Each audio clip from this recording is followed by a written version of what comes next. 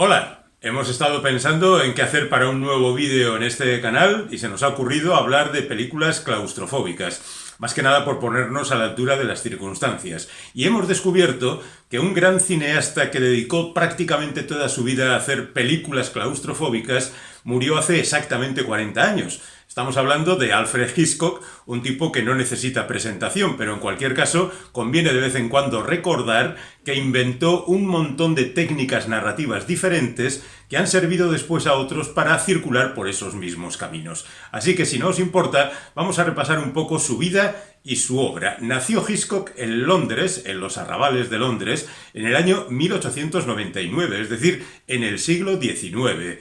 Cuenta él siempre la leyenda de que le mandó su padre un día a la comisaría del barrio con una nota para entregar al guardia que estuviera en la puerta. Una vez entregada la nota, el guardia lo llevó a una celda, lo dejó allí durante un rato hasta que apareció su padre tiempo más tarde y le dijo: espero que hayas aprendido la lección. Suponemos que la lección es aquello de no te puedes fiar ni de tu padre. Pero esto sí sirvió para que el chaval a partir de entonces desarrollara un cierto temor a la autoridad y sobre todo se quedara colgado de la idea del falso culpable, el tipo que pasaba por allí y que sin embargo se ve metido en un gran jaleo. Bueno, él no era bueno con los estudios, estuvo trabajando en una empresa de cables, un día apareció una productora, una sucursal de una productora estadounidense, se metió allí, hacía los intertítulos de las películas mudas, los carteles que aparecen en esas películas, y después se convirtió en chico para todo. Hasta que un día le dijeron: bueno, ¿por qué no diriges una película? Tenía 22 años y la verdad es que intentó dirigirla, pero no la terminó. Se titulaba El número 13. En cualquier caso, 3 años más tarde consiguió por fin rodar su primera película, El jardín de la alegría, y a la altura de la tercera, titulada originalmente The Lodger, y que no era sino una revisitación del mito de Jack el Destripador, alguien tuvo la idea de traducirla al castellano con el título de El enemigo de las rubias, como si fuera una premonición de lo que resultaría ser el bueno de Hitchcock a lo largo de su historia. Bueno, esta película ya le dio cierta notoriedad y durante los 10 años siguientes estuvo trabajando en una serie de películas que hicieron historia. De hecho, la mayor parte de ellas tuvieron después otras versiones. El propio Hitchcock haría su nueva versión del hombre que sabía demasiado, pero también otros títulos como 39 escalones o Alarma en el Expreso tuvieron otras versiones, lo que da noticia de la gran influencia que tenía Hitchcock en el cine de entonces. Tanta que le llamó desde Hollywood David Selznick, uno de esos productores más o menos independientes que estaba metido en el jaleo de rodar Lo que el viento se llevó, y le dijo: señor Hitchcock, puede usted venir aquí y hacer lo que quiera. Lo que quería Hitchcock era hacer una película con Laurence Olivier y adaptar una novela de David du Maurier titulada Rebecca. La película ya es historia, es la primera película de Hitchcock en Estados Unidos, fue un auténtico descubrimiento y a partir de ahí su fama se extendió por el mundo. No todas sus películas fueron arrebatadoras, no todas tuvieron éxito, pero creo que podemos mencionar algunos títulos significativos, como por ejemplo Sospecha, donde de nuevo contó con Joan Fontaine como protagonista, que consiguió, por cierto, el Oscar por su interpretación en esta película, y donde trabajó por primera vez con Cary Grant, uno de los actores favoritos, porque mantenía esa ambigüedad tan característica de los personajes de Hitchcock. Recuerden la historia aquella del tipo que le hacía luz de gas a su señora y la escena de la bombilla dentro del vaso de leche con Cary Grant subiendo la escalera. Poco tiempo más tarde hizo otra película, creemos que suficientemente importante como para que el propio Hitchcock dijera que era la mejor que había rodado jamás. Hablamos de La sombra de una duda, con uno de esos malos también históricos de Hitchcock, interpretado por Joseph Cotten, un asesino de viudas que tendrá que lidiar con el más peligroso de sus rivales, su sobrina Charlie. Los dos se llaman Charlie. La película está muy bien y hay que reconocer que el trabajo de Hitchcock es meritorio. A partir de ahí empieza a hacer también otros experimentos, como por ejemplo meter a un número de personajes en una barca en medio del mar y dejarlos ahí abandonados durante todo el rodaje de la película. Es difícil conseguir tensión en un sitio tan limitado y con ese número de personajes, pero él lo consiguió, y de qué manera. Después de este tour de force podríamos ir a Recuerda, aquella película donde aparece por primera vez en su filmografía Ingrid Bergman, y podríamos decir que es también la primera de las rubias con la que va a tener conflicto. Algo pasaba por la cabeza de Hitchcock, que anduvo diciendo por el plató y a quien quería escucharle que Ingrid Bergman le acosaba sexualmente. Ingrid, que no era americana sino sueca y tenía una cierta visión de las cosas, le llamó y le dijo: mira, Alfred, a mí no me importa trabajar contigo, pero deja de hacer el ridículo, así que vamos a llevarnos bien. Y de hecho todavía protagonizó otras 2 películas más con él. Recuerda, es una película en la que colaboró Dalí y que trata de buscar los entresijos cerebrales del personaje de Gregory Peck. La siguiente película junta a 2 de los intérpretes favoritos de Hitchcock, Cary Grant e Ingrid Bergman. Es una película tremendamente cínica, una película donde se manejan los sentimientos y se maneja la política internacional de una manera como nadie ha hecho nunca. Y hay aquí también otra pequeña invención, porque por aquel entonces la censura en Estados Unidos no permitía que los besos fueran muy largos. Entonces lo que hizo Hitchcock es que sus 2 personajes se besaran intermitentemente. Pequeños besitos y hablaban de otras cosas a lo largo de 5 minutos. Bueno, después llega un experimento verdaderamente sorprendente como es La soga.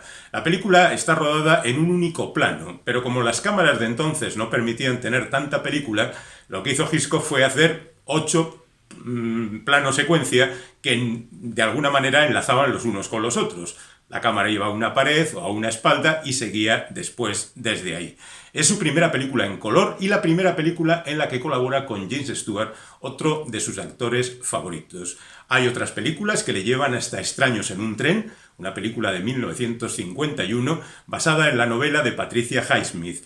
Otro tour de force, sabemos quién es el asesino, no nos importa en absoluto, porque la tensión es tremenda a lo largo de toda esta historia de crímenes cruzados. 2 personajes se cruzan en un tren y deciden matar al que molesta al otro para no dejar así huellas, porque no tienen ningún beneficio en la muerte de aquel a quien ha asesinado. Pero uno de los personajes se raja y la cosa se complica. Después, otra película de falso culpable, Yo confieso, con Montgomery Clift ejerciendo de cura que recibe la confesión del culpable, pero que no puede darla a conocer porque se lo han dicho bajo secreto de confesión. Esas historias que tanto le gustaban a Hitchcock. Después, Crimen perfecto, su única película en relieve. Aquella historia del 3D que se hizo en los años 50, que consistía fundamentalmente en tirar cosas a la cámara para que el espectador creyera que le iban a caer encima. Bueno, pues aquí hay tijeras que se abalanzan y cosas por el estilo. No es una gran película, pero aparece también otra de las musas de Hitchcock, como es Grace Kelly, en su primera colaboración. Y a partir de ahí llegarían otras como La ventana indiscreta y Atrapa a un ladrón. La ventana indiscreta es otra de estas películas magníficas desarrollada en un único lugar, una ventana donde hay un tipo que, como se ha roto la pierna, tiene que permanecer allí y va observando lo que ocurre en la vecindad. Una gran muestra de diferentes caracteres, de diferentes historias y un crimen, por supuesto. A partir de ahí las películas bajan un poquito el tono. Atrapa a un ladrón está bien, Cary Grant y Grace Kelly en su última colaboración, porque luego se casaría con Reiniero de Mónaco. Por cierto, la película está rodada justamente en Mónaco. Pero ¿Quién mató a Harry?, que es una película muy menor, entretenida, pero bueno, es que las películas de Hitchcock malas son muy buenas. El hombre que sabía demasiado, la nueva versión, en esta ocasión con James Stewart y Doris Day, que cantaba aquello de ¿qué será, será?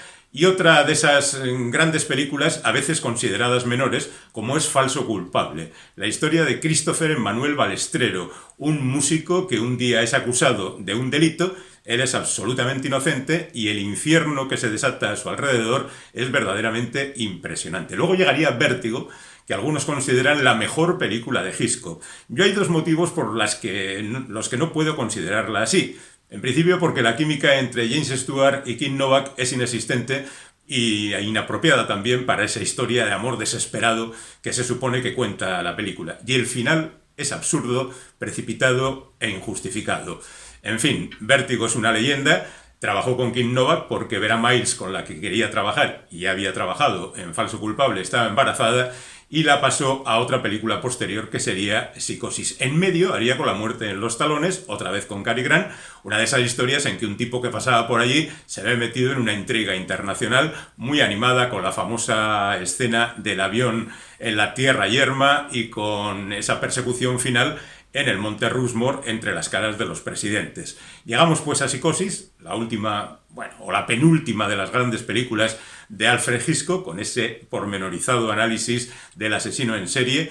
Esa película que rompe también los cánones de la narrativa. La protagonista Marion Crane, o sea, Janet Leigh, muere a mitad de la película y entonces aparece el otro protagonista, que es Anthony Perkins, en el papel de Norman Bates. Nombres que ya se han hecho famosos y que son historia. Psicosis es un tratado de cómo hacer cine y cómo hacerlo de la mejor manera posible. Seguirán los pájaros, que es esa historia fantástica que a Hitchcock le molestaba un poco porque tuvo que rodar mucho en exteriores. Ya lo que le gustaba era rodar en lugares cerrados, en el plató a ser posible, lo que le hizo adoptar algunas técnicas cinematográficas que habían pasado de moda, como las transparencias, hasta justamente su película final. Pero cada uno es libre de trabajar como mejor le guste. Ahí tiene el encuentro con Tippi Hedren, que es otra de las rubias históricas de Hitchcock, a la que maltrató durante el rodaje y que sin embargo contrató para su siguiente película, porque la sujetaba un contrato, porque si no Tippi jamás lo hubiera hecho, para Marnie la ladrona, una película que en principio iba a ser la vuelta de Grace Kelly a las pantallas, pero el príncipe Rainiero no lo consintió. Marnie la ladrona es una película también un poco floja desde el punto de vista técnico y también muy discutible desde el punto de vista moral. Seguimos con Cortina rasgada, Topaz, Frenesí, el regreso de Hitchcock a los estudios londinenses, y finalmente la trama, que es una película muy menor. Pero insisto, cualquier película de Hitchcock es una película interesante. Otra cosa es que no todas estén a la altura de las 10 mejores, pero cualquier cineasta tiene este tipo de divisiones. Hay que tener en cuenta también las películas que hizo para la televisión. Fue uno de los primeros cineastas que se adaptó al formato de la pequeña pantalla, dirigió una veintena de telefilmes y dejó para la serie titulada Alfred Hitchcock Presenta un estilo que marcó también a otros directores que le seguirían.